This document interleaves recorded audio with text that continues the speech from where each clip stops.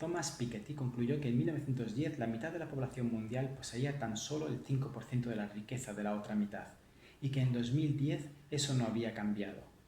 Lo que no dice es que la riqueza de 1910 no es comparable a la riqueza de 2010, y Pinker analiza en detalle y de manera pormenorizada en lo que consiste esa pobreza hoy en día.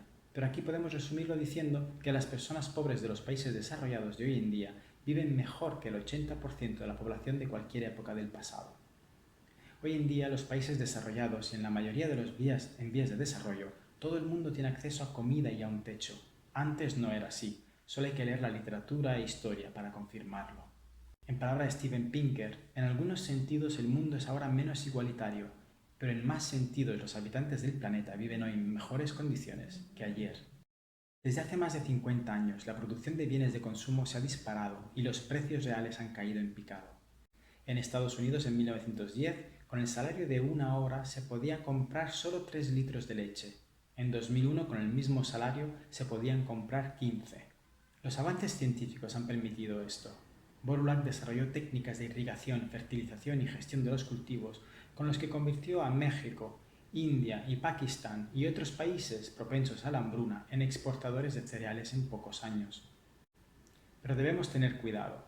Vencer al hambre no depende solo de la gestión de la agricultura. Las hambrunas pueden ser el resultado de la escasez de los alimentos, pero también pueden deberse a sus precios, que no sean accesibles para la gente.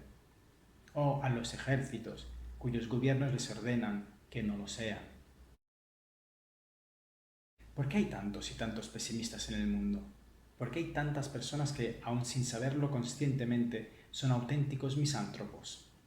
Gran parte de la culpa la tienen los medios de comunicación. Las noticias son solo las cosas malas, no las cosas buenas.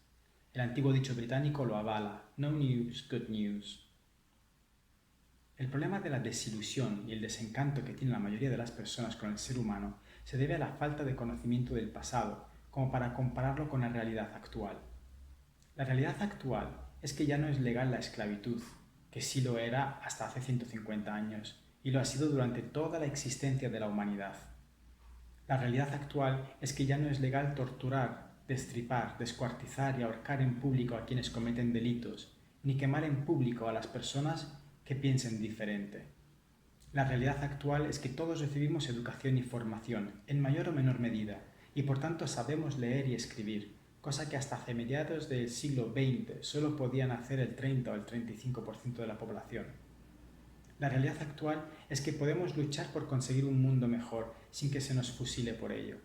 Y todo esto es el fruto del ser humano, el mismo ser humano que los pesimistas se empeñan en odiar y despreciar. Hay que comprender esto. La raza humana es, por fin, distinta. Desde la Ilustración, con la educación generalizada y el conocimiento universal y enciclopédico, hasta ahora con la globalización y la actualización instantánea de los datos, así como con el acceso al Big Data, el ser humano ya no es el mismo. Al menos no lo es en los países democráticos. Somos más sensibles a los problemas ecológicos y queremos proteger el planeta cambiando lo que haga falta para conseguirlo. Somos pacifistas y preferimos debatir y asumir nuestras diferencias antes que avalar guerras fratricidas. Empatizamos con los desfavorecidos en lugar de aplicar la ley espartana del más válido, y somos solidarios. Hemos cambiado los conceptos de muerte honorosa y heroica por la patria o la religión por los del bienestar y la estabilidad. Y sobre todo, estamos más interesados en nuestros pasatiempos, deportes, artes o aficiones que en declarar guerras o conquistar otras naciones. En definitiva, el ser humano está saliendo del estado de barbarie que lo ha caracterizado hasta ahora, y estamos viendo el nacimiento de un ser humano más humano. Pero esta evolución cualitativa del ser humano no se corresponde a la de sus gobiernos, al menos no de momento.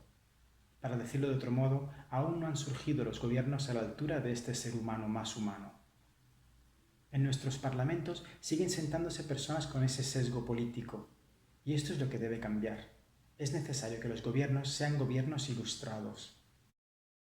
Un gobierno ilustrado es aquel que aplica la razón a la comprensión de nuestro mundo y sus problemas y retos, y no el que recurre al dogma, a la revelación, a la autoridad o al carisma. Un gobierno ilustrado es el que aplica el humanismo, que privilegia el bienestar de hombres, mujeres y niños individuales por encima de la gloria de la tribu, la raza, la nación o la religión. El pensamiento de los humanistas nos ha enseñado a condenar la violencia, venga de donde venga. Un gobierno ilustrado es aquel que gobierna a través de las instituciones que aplican la razón con el fin de la mejora del individuo y no de la sociedad, ni de la nación, cultura o raza, y menos de una religión. Las personas no deben ser obligadas a luchar por ningún bien supremo, ni para beneficio de un líder, ni para una bandera o tamaño geográfico. En este sentido, la guerra carece absolutamente de sentido en el momento en el que los gobiernos fomentan la felicidad y el bienestar de los individuos por encima de los de cualquier ideal, coordinando sus comportamientos y disuadiendo de los actos egoístas y perjudiciales. Empecé esta charla hablando de las intuiciones de un joven estudioso del taoísmo y curioso de la física cuántica. Lo termino hablando con las convicciones de un adulto formado en las ciencias sociales. Empecé haciendo referencia a un artículo que escribí en 1999.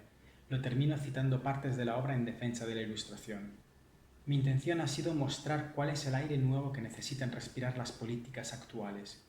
Un aire que impulsa los vientos del progreso, guiado siempre y exclusivamente por la razón, la ciencia y el humanismo. Es imprescindible proteger, honrar y respetar el pasado de los pueblos, pero es primordial avanzar hacia el futuro, identificando las causas de nuestros tropiezos para no repetirlos y centrándonos en los logros para usarlos de ejemplo. Gracias.